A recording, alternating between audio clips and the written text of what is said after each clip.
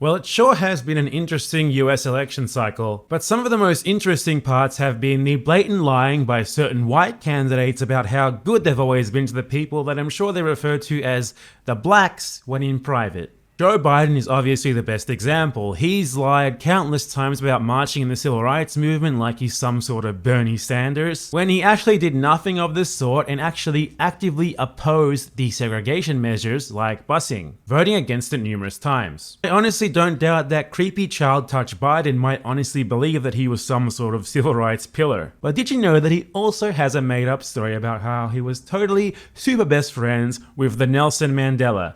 The Mandela himself. Something that even his own campaign, as well as those directly involved in the affair itself, acknowledged never even came close to happening. Check out this article by the Tory Broadcasting Corporation, alternatively known as the BBC. Joe Biden was not arrested in South Africa while trying to see Nelson Mandela, his campaign has conceded. The US presidential contender had repeatedly said that he was arrested during a trip there in the 1970s, when South Africa was under apartheid. Mr. Biden, at the time a state senator for Delaware, said he had been visiting the country with a delegation of American officials and had planned to visit Mandela in prison. But during the trip, Mr. Biden said that he had the great honor of being arrested with our UN ambassador on the streets of Soweto while trying to reach the civil rights leader on Robben Island. The town of Soweto is more than 760 miles from Robben Island. At a Black History Awards brunch in Las Vegas last week, he also said that Mandela had personally thanked him for his efforts.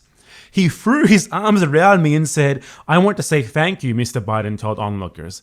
I said, "What are you thanking me for, Mr. President?" He said, "You tried to see me. You got arrested trying to see me." Mr. Biden's account of what happened has been rebuffed by Andrew Young, the US ambassador to the UN at the time. Local media have also failed to find any evidence of an arrest being made. On Tuesday, Mr. Biden's deputy campaign manager, Kate Bedingfield, told reporters that Mr. Biden had been referring to an incident when he was separated from his party at Johannesburg Airport. When a journalist noted that being separated did not equate with arrest, Mrs. Bedingfield repeated that it had been a separation. Look, I don't even know how to comment on this to make it more ridiculous than it already is. Holy crap, dude. We're talking about Nelson Mandela, possibly the most famous black person of the modern era.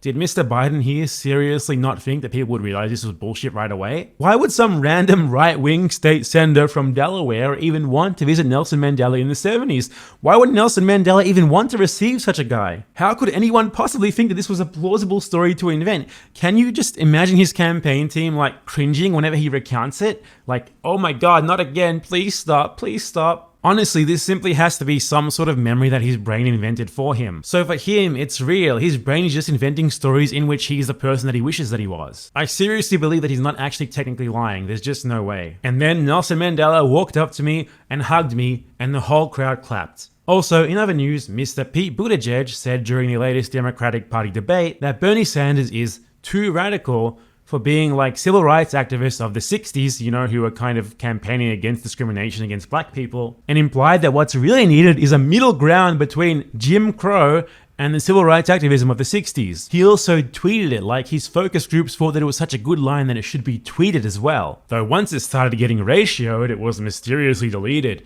Ooh, wonder why. Now I'm sure the campaign is going to act like it never happened. But hey, on that note, did you know that just like Biden, Petey also has a weird habit of pretending that he was endorsed by black people who never actually endorsed him? He lied about being endorsed by Keegan-Michael Key, as well as some prominent black American politicians. They also listed partnerships with local black businesses in South Carolina, but these businesses have gone on record saying that they never actually partnered with him at all, rather that they simply hosted them for an event as customers, and that's it. For just one example, when Diane Cole, a restaurant owner in South Carolina, said that she had never partnered with the Buttigieg campaign, Buttigieg's campaign literally contacted her and tried to get her to retract what she said in the interview, so that it would look like they weren't lying. Absolutely incredible. Amazing. Please just fire every single person who works on SNL and just put like random quotes from Pete Buttigieg and Joe Biden in that time slot. It's a million times funnier without even trying to be. Oh, I promised that I wouldn't make more videos about Pete, didn't I? Well, oops. But hey, Biden was also in this video, so that makes it okay. Empanada Report out, folks. New video on main channel in a few days, look out for it.